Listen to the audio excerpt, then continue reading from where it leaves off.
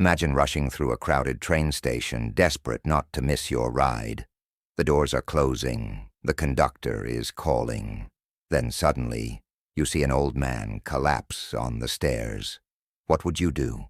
Walk past or stop to help? For Nina Carter, a 32-year-old black woman from Chicago, that split-second choice changed her life forever. And the man she helped, he wasn't just anyone.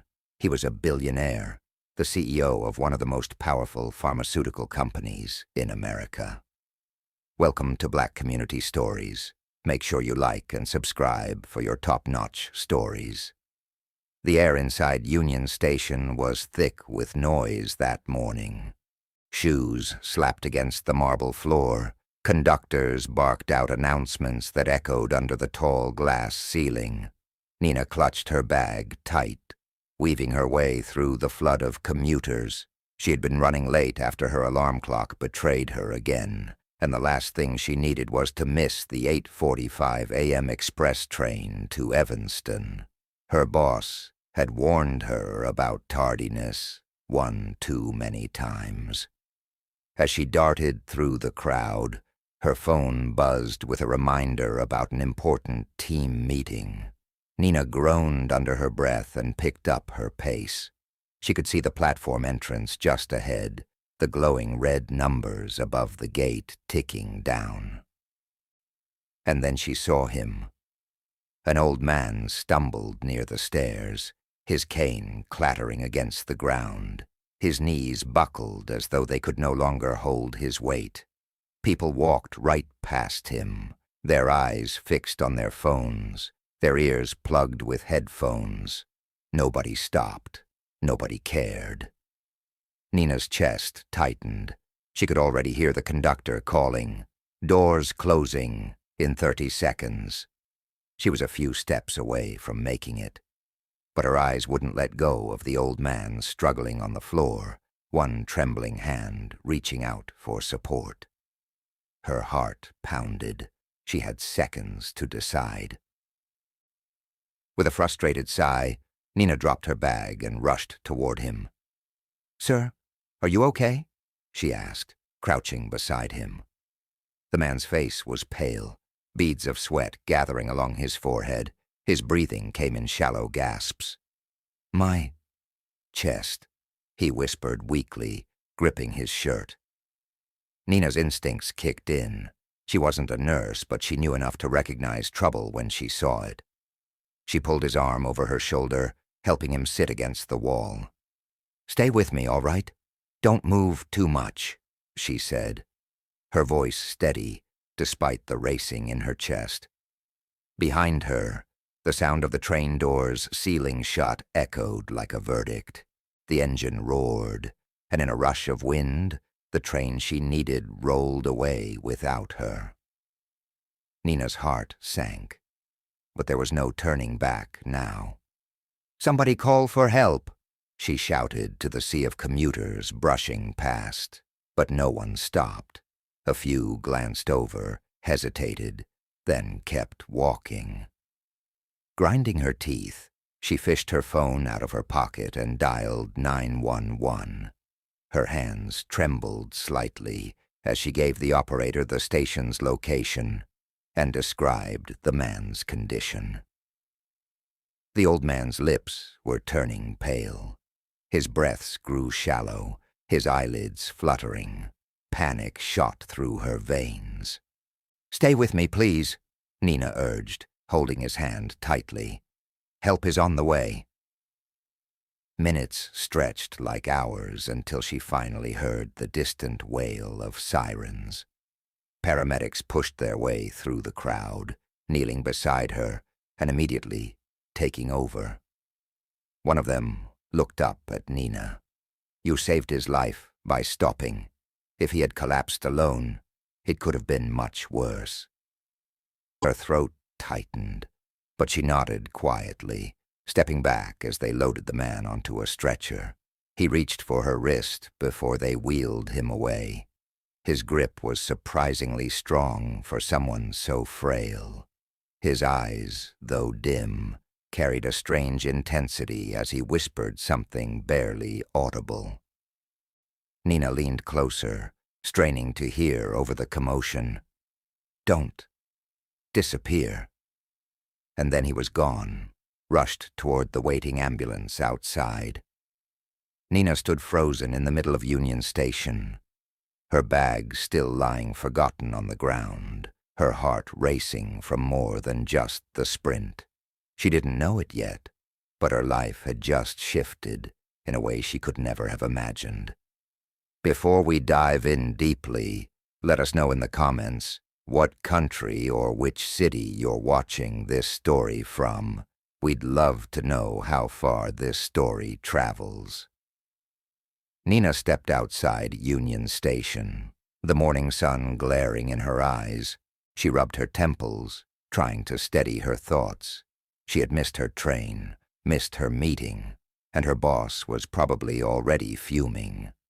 But none of that seemed as important as the old man's words still echoing in her mind. "Don't disappear." What did he mean by that? The ambulance's siren was fading into the distance when her phone buzzed again.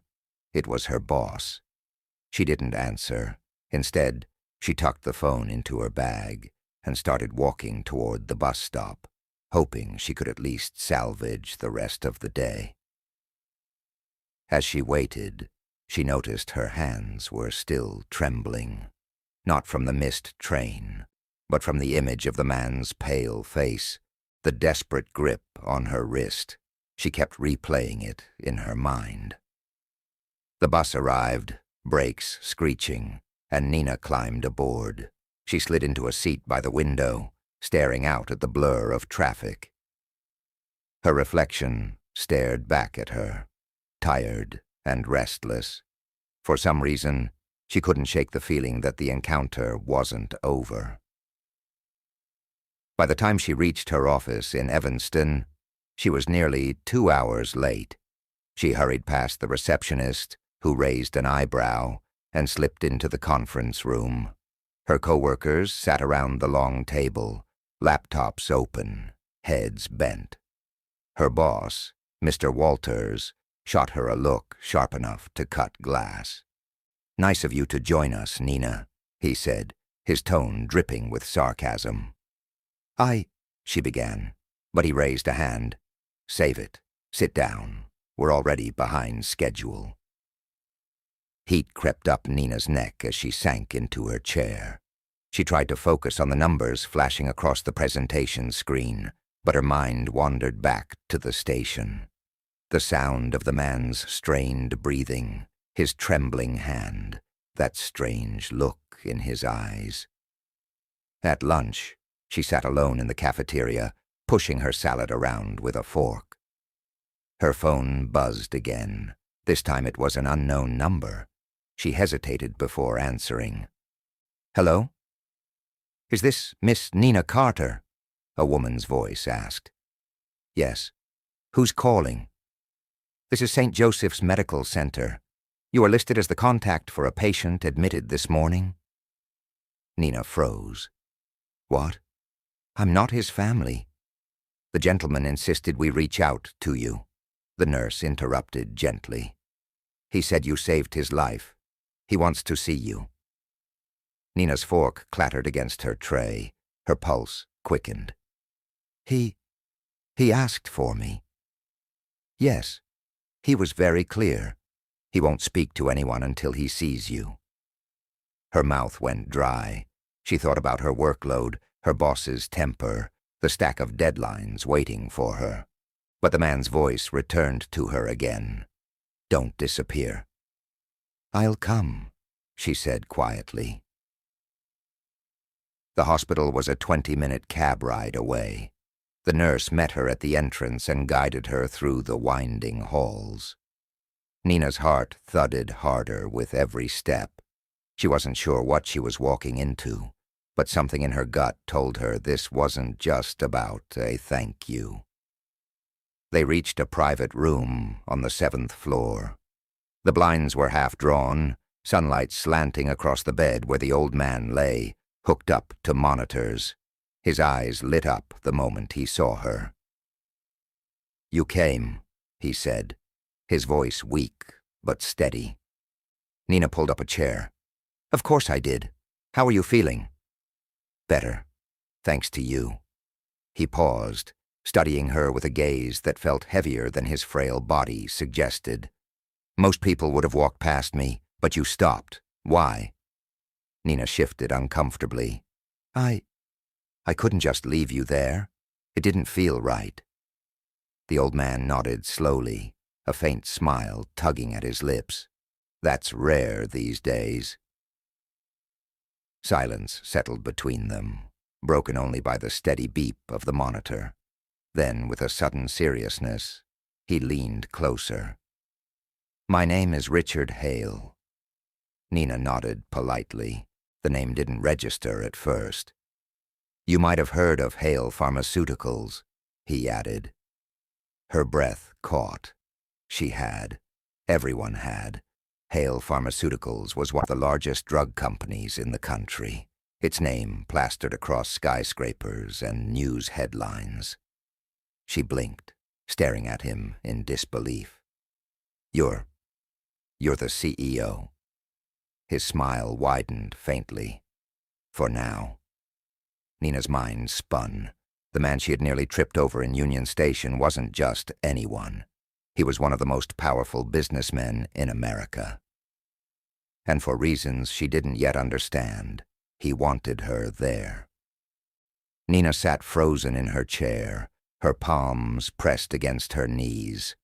She wasn't sure if the room suddenly felt warmer, or if it was just the weight of Richard Hale's words. The name alone carried power. Stock markets shifted when he spoke.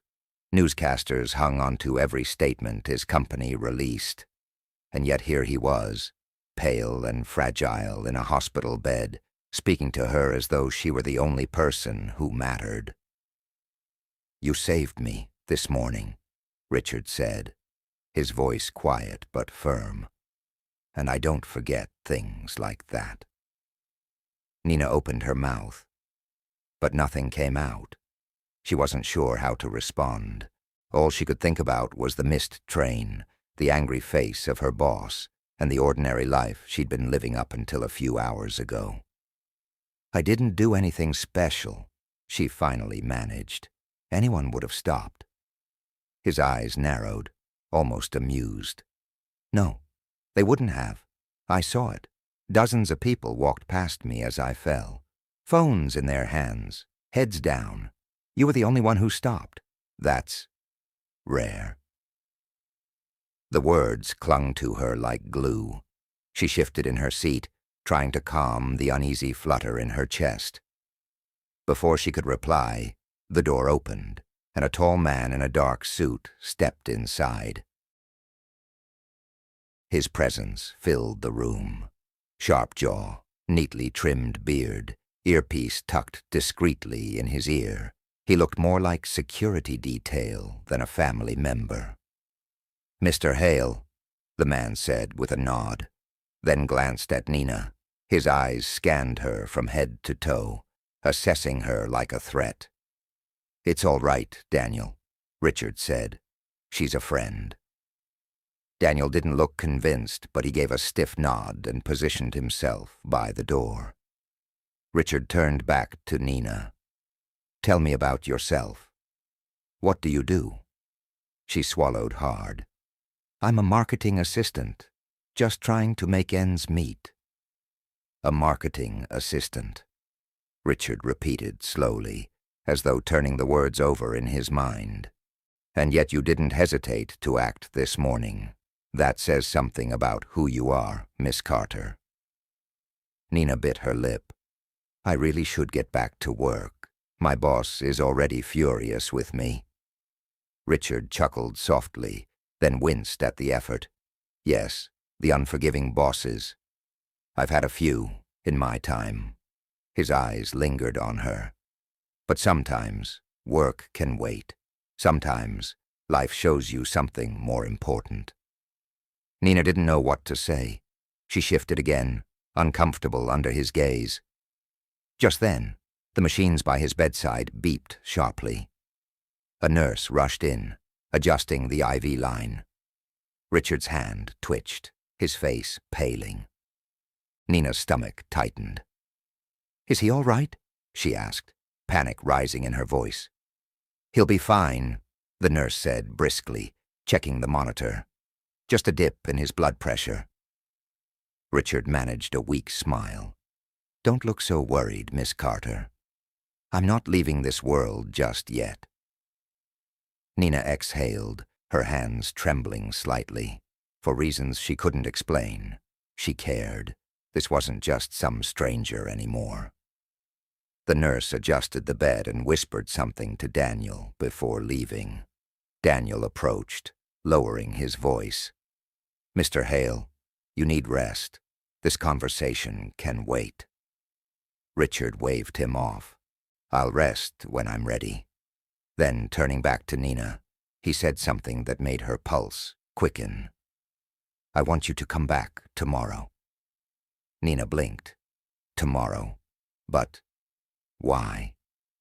"Because I don't want to lose sight of someone like you." His gaze was piercing, almost unsettling. "I've lived long enough to know that life doesn't throw people together by accident."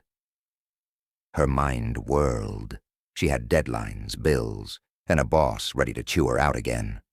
But the thought of walking away, of ignoring this strange connection, felt impossible. She nodded slowly. "All right. I'll come." Richard's smile was faint, but genuine. "Good." As she rose from her chair, Daniel's eyes followed her every step. He opened the door for her but leaned close as she passed.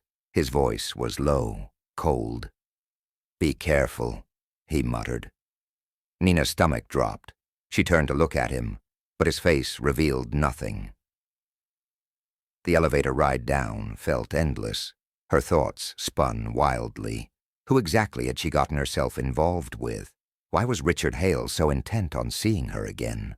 And why did his bodyguard's warning sound less like advice and more like a threat? Outside, the late afternoon air carried the sharp bite of the Chicago wind. Nina hugged her coat tight, walking quickly down the street. But with every step, the old man's words followed her. "Don't disappear." And Daniel's voice echoed too.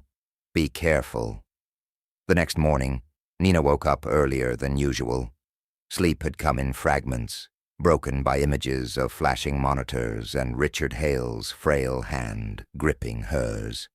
She sat at the edge of her bed, staring at the floor. She had promised him she'd come back. But part of her wondered if that had been a mistake. What did a billionaire CEO want with someone like her?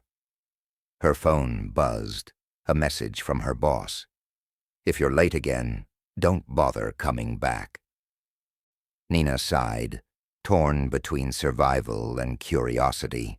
She could go to work, pretend yesterday never happened, and cling to the job she hated. Or she could walk into the unknown again, back to St. Joseph's S. Back to the old man whose name carried more weight than anything she had ever known. She stood and dressed quickly. By 9 a.m., she was walking into the hospital lobby again, her stomach fluttering. The same nurse from yesterday smiled faintly when she saw her. "He's been asking if you'd show up," she said. "You'd think you were family." Nina forced a smile and followed her to the 7th floor. Richard looked stronger today, though still pale. A newspaper lay folded on the tray table beside him. When his eyes landed on Nina, they lit up again. "You kept your word," he said. "I said I would," Nina replied softly, settling into the chair. Daniel was already in the corner of the room, arms crossed, watching silently. His presence felt heavier today, like a shadow clinging to the walls. Richard leaned back against the pillows. "I wanted to tell you something yesterday, but I wasn't strong enough." He paused, gathering his breath. "My life hasn't always been about money and power. Before the skyscrapers, Before the boardrooms, I was just a boy from Detroit, poor, hungry most nights. I know what it means to be overlooked. Nina listened closely. His words didn't sound like the polished speeches CEOs gave on television. They were raw, worn, carried by someone who had lived through struggle. I never forgot the people who helped me when they didn't have to, Richard continued. You reminded me of them. That's why I don't want you to disappear from my life. Her chest tightened. She didn't know why, but part of her believed him. Still, something about his insistence unsettled her. Daniel finally spoke, his voice cool. Mr. Hale, you have back-to-back meetings scheduled tomorrow. The board expects an update. Richard waved a hand dismissively. The board can wait. Sir, they won't, Daniel pressed. Your absence yesterday already caused whispers. Richard's eyes hardened. Let them whisper. My health comes first. He glanced at Nina again. And so does this conversation. The tension between the two men was thick enough to choke on. Nina shifted uneasily in her seat. Then Richard lowered his voice. I need your help, Miss Carter. Nina blinked. My help? With what? He hesitated, then leaned forward slightly. There are things happening inside my company, things I can't trust many people with. Corruption, secrets that could ruin lives. I've been testing people around me to see who I can trust. His gaze held hers. Yesterday, you proved yourself in a way money can't buy. I want to know if I can trust you further. Nina's pulse quickened. She was a marketing assistant, barely keeping her bills paid, and now a billionaire CEO was talking to her about corruption and trust, as if she had any role to play. I think you've got the wrong person, she said carefully. Richard shook his head. No, I know exactly who I'm talking to. Daniel shifted, stepping closer. His jaw was tight. Mr. Hale, with all due respect, this is not wise. She's a stranger. Richard's lips curved into the faintest smile. So were you, once. The air in the room grew heavy. Nina felt trapped between them, caught in a game she didn't understand. Finally, Richard leaned back, closing his eyes briefly, as though the conversation had drained him. Come back tomorrow, he said. I'll explain more then. Nina hesitated. Every instinct screamed at her to run, to go back to her safe, quiet life. But something deeper held her in place, the feeling that she had stepped onto a path she couldn't step off now. When she left the hospital, Daniel followed her into the hallway. He caught her arm just before she reached the elevator. His grip was firm, his eyes cold. I don't know what you think this is, he said, his voice low. But stay out of it. Mr. Hale doesn't need saving. You do. Nina pulled her arm free, her heart pounding. She didn't answer him. The elevator doors slid shut, leaving her alone with her racing thoughts. She stared at her reflection in the mirrored walls, her chest rising and falling quickly. She didn't know what tomorrow would bring. But one thing was clear. She was in deeper than she ever intended. Nina didn't sleep that night. She lay in bed staring at the ceiling, Daniel's warning echoing in her head like a broken record. Stay out of it. Mr. Hale doesn't need saving. You do. She turned over, clutching her pillow. Why would a stranger, a billionaire CEO at that, pull her into something as dangerous sounding as corruption inside his company? And why was his bodyguard so determined to scare her away? By sunrise, her nerves were raw, but her mind was made up. She couldn't just walk away, not after everything she had seen, not after the look in Richard Hale's eyes. She arrived at St. Joseph's before visiting hours officially began. The nurse gave her a wary smile. "He's been asking about you since dawn." When Nina stepped into the room, Richard was sitting upright, a faint color back in his cheeks. Papers were spread across his bed, documents, charts, and files that looked confidential. Daniel was nowhere in sight. "You came," Richard said, relief softening his face. "You asked me to," Nina replied, though her stomach twisted with unease. He gestured for her to sit. "There's something I need to tell you before it's too late." She sank into the chair, her hands tight in her lap.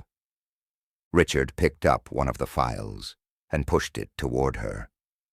"This company I built, it's not what it seems anymore. There are people inside who've turned it into a machine that values profit over lives. Dangerous shortcuts, buried research, drugs rushed to market without proper testing."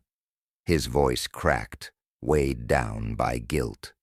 "I tried to fight it, but the board, they want me out. They want control, and they'll bury anyone who stands in their way, even me." Nina's breath caught. "Why are you telling me this? I'm no one. I can't help you." "You're exactly the kind of person who can," Richard said firmly. "You don't owe them anything. You don't have ties to my company. You don't care about the money. That makes you dangerous to them and valuable to me." Before Nina could respond, the door opened. Daniel stepped inside, his expression unreadable. His eyes flicked to the file on the bed, then to Nina. "We need to move," he said curtly. "The board's lawyers are coming. They want a statement from you, sir." Richard's jaw tightened. "Tell them they can wait." Daniel didn't move. "No, Richard, they won't." The silence stretched, heavy and sharp. Nina's pulse raced as the two men stared each other down. Finally, Richard turned to her. His voice was steady, but urgent. "Take the file. Leave through the side elevator. Don't let them see you. What's in there? It's proof. Enough to expose everything. Enough to end this." Nina's throat went dry. "Me? Why me?" "Because I trust you," he said simply. Daniel stepped forward, his voice colder now. "If she walks out with that, she won't make it 2 blocks before someone comes for her." The weight of his words sank deep. Nina looked at Richard. His eyes begged her to act. She looked at Daniel. His eyes warned her not to. Her hands trembled as she reached for the file. The next minutes blurred. She slipped the file into her bag, her heart thundering. Daniel muttered something under his breath but didn't stop her. Instead, he opened the door. "Go. Now. Before I change my mind." Confused but desperate, Nina hurried out. She barely breathed until the cold wind of the street hit her face. She blended into the crowd, clutching her bag like it was her lifeline. For hours, she didn't stop moving. She wandered aimlessly, the weight of what she carried sinking heavier with every step. She wasn't just a marketing assistant anymore. She was holding evidence that could take down one of the biggest corporations in the country. That evening, her phone buzzed. An unknown number again. She almost didn't answer. "Nina?" It was Richard. His voice was faint, but urgent. "Whatever happens to me, don't let them bury the truth. Promise me." Her throat tightened. "I promise." Silence. Then the line went dead. In that moment, Nina knew her life had changed forever. Missing her train that morning had set her on a path she could never have imagined. She had saved a man's life, and in return, he had handed her the power to change countless others. Her ordinary world was gone. Ahead of her lay something far bigger, far more dangerous and far more meaningful than she had ever known. She pulled the bag closer to her chest, her steps quickening against the Chicago night. Her story had only just begun. The end. Please like and subscribe for more rich stories like this. Comment below. Also, if you really loved this video and want to support the channel directly, you can hit that super thanks button below.